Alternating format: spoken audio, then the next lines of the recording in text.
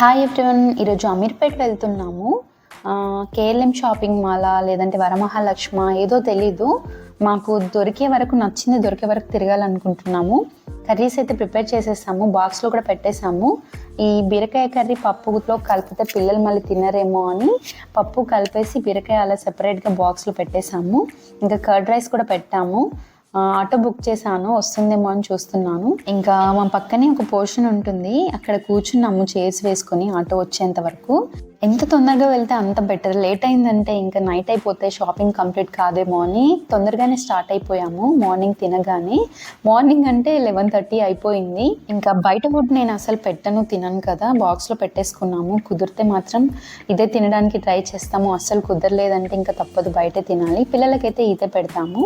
వచ్చేసింది అమీర్పేట్ కానీ కుకట్పల్లి కానీ చాలా దగ్గరే, మాకు ఎక్కువ టైం ఏం పట్టదు.